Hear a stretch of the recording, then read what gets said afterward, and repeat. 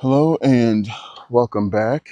Today we are going to talk about the different ways that I make money with YouTube. But we're going to do a couple things first. Of course, I'm going to give you a niche idea. Hopefully it'll uh, help you come up with a niche to help you make money. Also, I want to show you where I am. Right now I am about 3 miles south of where I normally am. I'm about probably 4 or 5 miles north of the Wisconsin-Illinois border. And I don't know if you guys will be able to see this, but I'm going to just turn myself around here, or turn you around.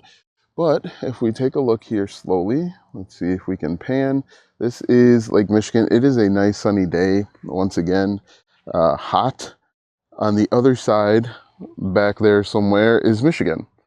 So hopefully you're able to, if you know anything about geography, U.S. geography, you have an idea of where I am. But pretty cool. I believe this is Southport Beach. I don't know, but that's where I am today, and hopefully I'm not too drawn out. I might have to move into the sun here just a little bit to see if I can get some better. Is that better? I might actually just move about right here, because right here is too sunny, but then right here is not bad. So this is part of being a content creator, is trying to figure out the best lighting situation so that you can present good videos. But let's go ahead and talk about some niche ideas real quick.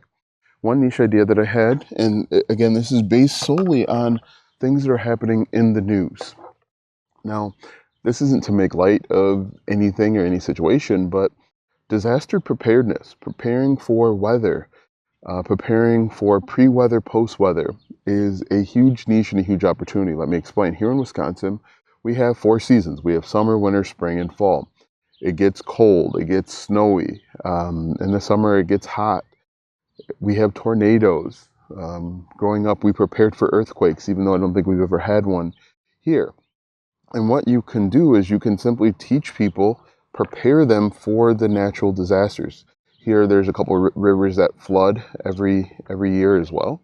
So what you can do is you can prepare people for natural disasters. Prepare them for if they're driving in the winter. Tell them about the emergency kits. Teach them how to drive in the snow. Teach them about essentials that they should be keeping and stocking in their homes. Teach them about how to prepare for a tornado, what they should do in the event that there's a tornado. Storm, so like if there's a down powered line, one of the big things people will always look to buy are generators. And so you could actually teach people about the different types of generators. Prepare them for disasters, prepare them for emergencies. And that's going to be an evergreen niche. And the reason why it's evergreen is because every day there's going to be new people, new homeowners, new renters that don't know what they need to do. Maybe their parents took care of everything for them. Also, there are going to be people that are moving from the north to the south and from the south to the north. Out in California, they worry about earthquakes. Here in Wisconsin, I've never worried about an earthquake, knock on wood. And because of that, I'm more concerned about tornadoes, or I guess I'm more aware of what I need to do whenever there's a tornado. However, people out in California might not have to worry about that. Also, people down on the coast have to worry about hurricanes. And here, that's not something that I think about. And so there's always going to be a group of people that you can teach and prepare for that type of thing. So disaster preparedness, weather emergencies, prepare people for that, and you can potentially make money. So that's a niche. Tell me what you think about that one. There's another one. I don't know if I've talked about this, but my first niche was actually in security cameras. I have a YouTube channel dedicated to security cameras, but there are so many different options when you talk about home security.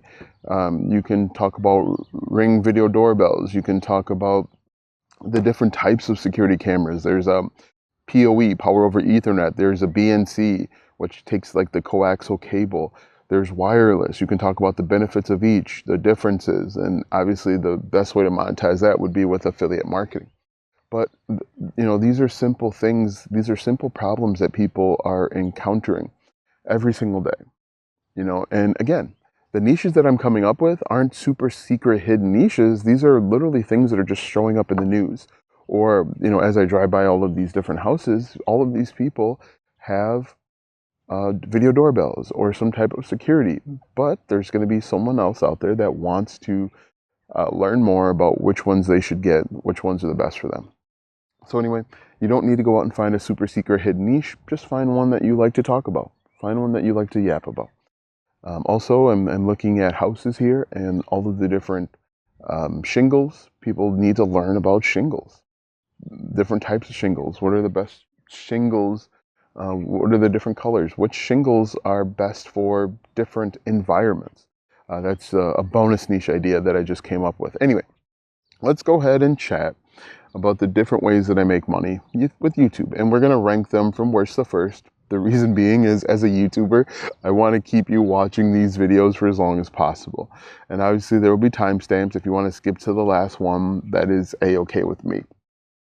Now, mind you, I have, 6 or 7 YouTube channels at this point. They're not all active. All of them still get views to this day.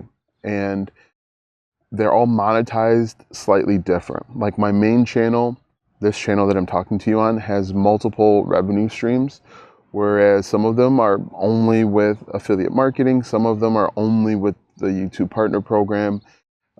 It really all depends. But let's go ahead and talk about the different ways that I monetize. The least favorite, the least profitable way is with the YouTube Partner Program. That's getting paid with the ads that show up in the beginning, middle, and end. I'm getting paid by YouTube.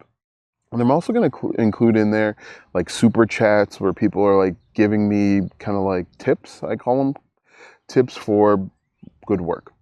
YouTube Partner Program, I think it's my least favorite because it's inconsistent.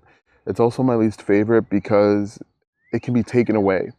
For example, if you get strikes on your channel, A, your channel can be taken away from you. B, you can get put on timeout and you can lose monetization.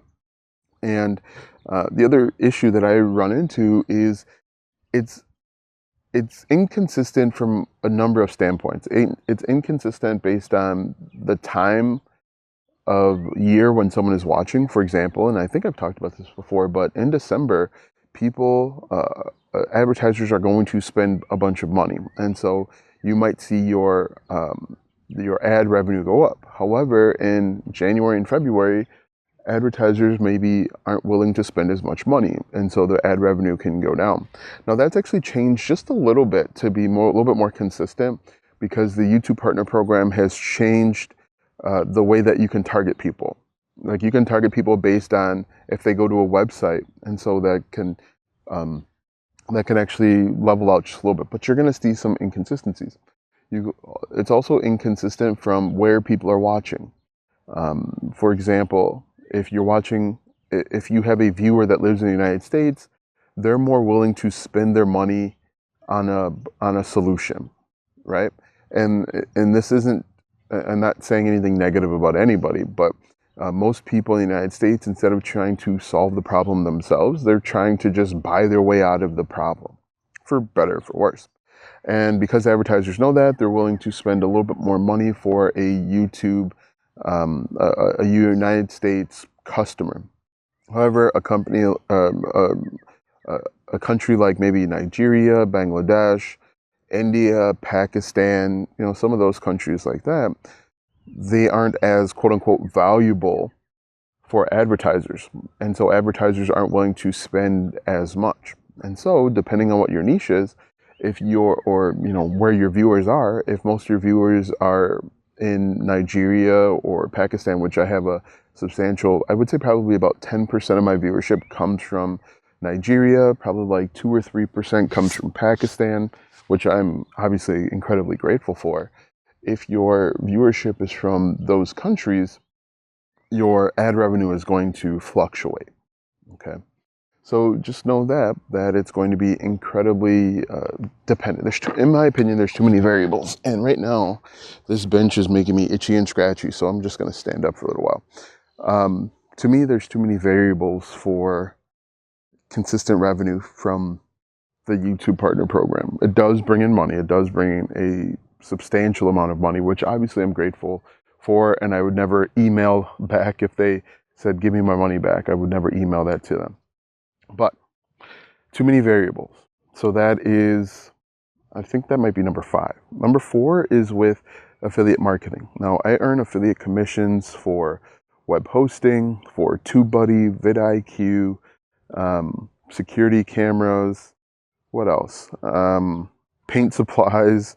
I've earned affiliate commissions in a variety of niches, all because of my YouTube channel. Now, if you're not familiar, affiliate marketing is simply recommending other people's products and services. And the way that it works is you are going to sign up to become an affiliate for either an individual company like Amazon or for an affiliate network like ClickBank is one that's really popular or talked about by marketers.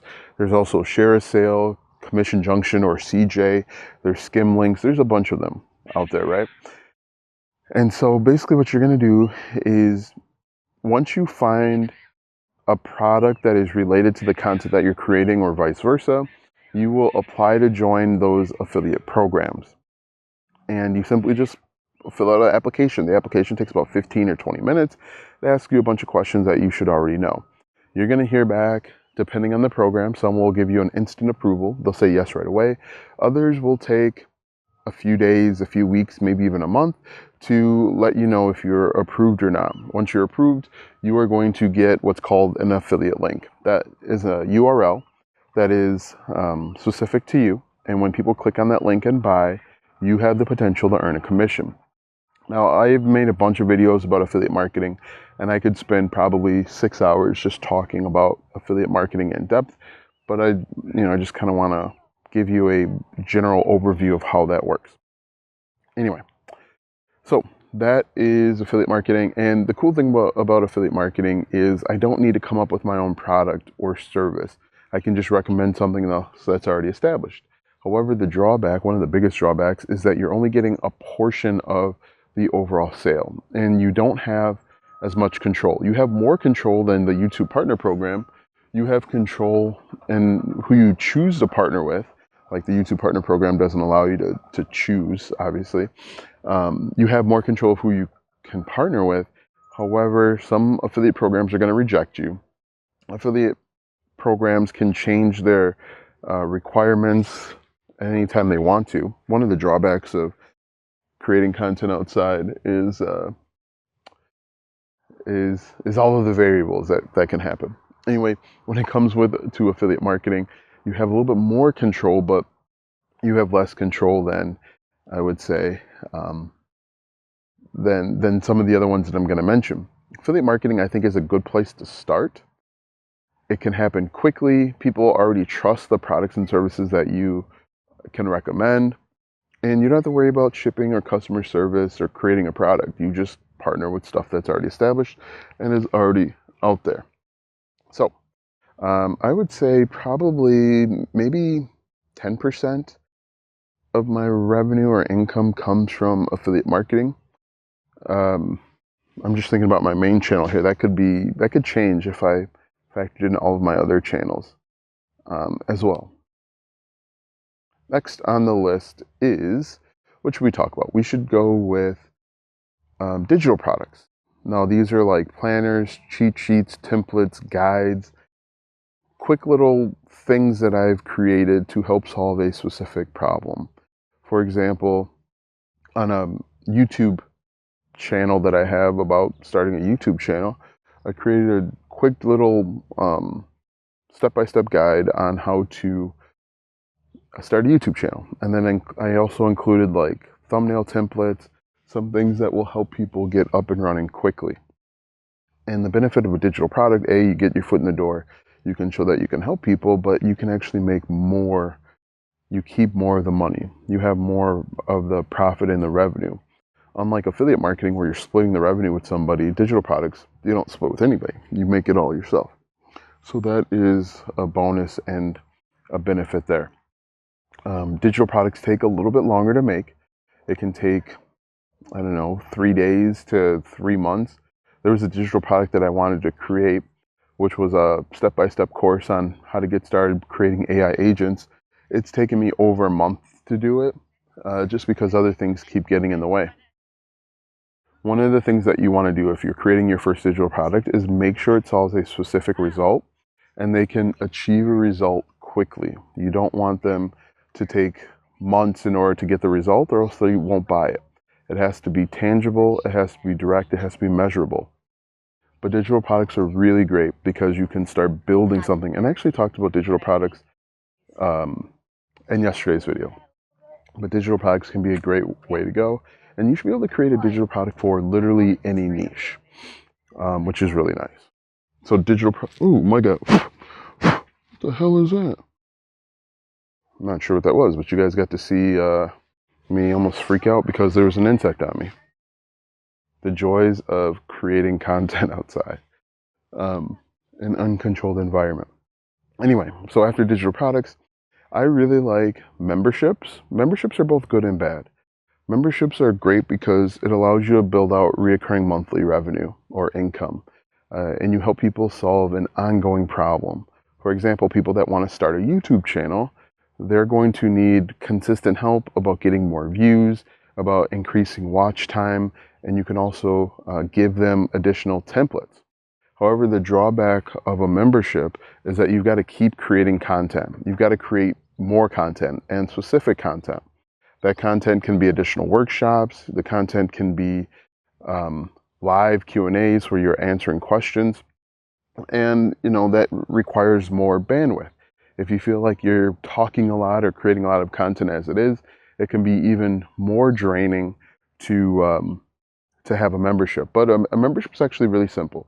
Identify a large goal that your members will want to achieve. So, for example, they want to get to 4,000 watch hours and 1,000 subscribers. And then you're going to break that into a little bit of sections and pieces and then help them reach that goal over time. But memberships can be a great way to get up and running and to get started and to make reoccurring revenue. One of the drawbacks of affiliate marketing, of the YouTube Partner Program, and even a digital product is that you're starting off at zero at the beginning of every month, right? If your goal is to make $5,000 per month and you're doing affiliate marketing, July 1st, you're starting off at zero and you got to figure out how you're going to make $5,000 for the month of July. However, with a membership, you're not always starting at zero. There's always going to be one or two people that matriculate or continue on. One of the hard things, though, with memberships is getting your first 5 to 10 customers and keeping the first 5 to 10 customers while you scale, because people are going to come to this membership and they're going to look around and they're going to say, hey, why am I the only person here? And they're not going to want to stick around. The other issue, too, is trying to build a community. People will only matriculate if there are other people that they can talk and communicate to. They join the community to talk to you, but at the end of the day, they want to talk to other people that are in the same position as them. And if people aren't talking to each other inside of the community, they're not going to want to hang around. And that's one of the things that I struggled with when I built my community, is getting people to talk to each other. You're trying to facilitate conversations, you're trying to just get people to respond to your comments, and so that can be a challenge. If you're not a community builder, you're going to run into those issues. But memberships are a great way to make money. So we've talked about YouTube Partner Program, affiliate marketing, digital products, memberships. My favorite way, and before I do that, you can build a membership in anything. Let's say you're in the woodworking niche. You can give out templates, or you can give live instruction, show people how to do stuff, exclusive content, essentially.